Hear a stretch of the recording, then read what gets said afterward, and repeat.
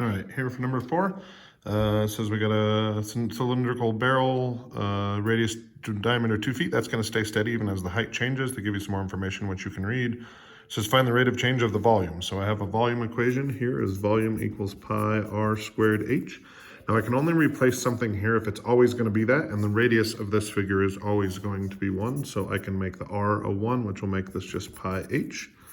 I take the derivative with respect to time, tagging everything, and I get pi times dh dt, which is negative 1/10 root h, except they told me that the height would be 4 feet, so I get what, negative pi over 5 cubic feet per second.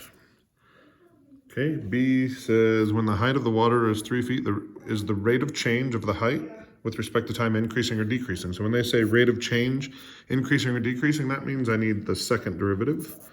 So I'll start here, dh dt equals negative 1/10 root pi, or root h, and I'll take the derivative. So the second derivative, derivative of a root is 1 over 2 root h, so I'll get negative 1 over 20 root h with a dh dt, which means I get negative 1 over 20 root h times negative 1/10 root h. So I get what, positive 1 over 200. Let me check there, that feels a little simple.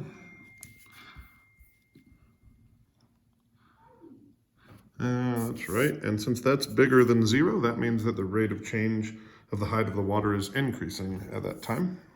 Part C says time t equals 0 seconds, the height of the water is 5 feet. Use separation of variables to find expression of h in terms of t. So I'm going to separate variables here. So I'm going to bring the h over to the left. So I'm going to have 1 over root h dh dt equals negative 1/10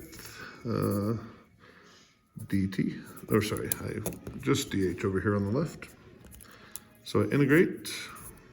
So the antiderivative over here, if it was a root h, I'd get 1 over 2 root h. So I'm going to do 2 root h. Over here I get negative 1/10 t plus c. Now I'm going to use this when time is 0. So if I put a 0 in here and I put a 5 in over here, that means c will be 2 root 5. I'm trying to solve for h, so I'm going to divide everybody by 2. So I'm going to do that individually, multiply by 1/2. And then I'm going to square both sides, so I get h equals negative 1/20 t plus root 5 quantity squared. And that's it, I'm done there. And again, that separation variable part's worth 4 points.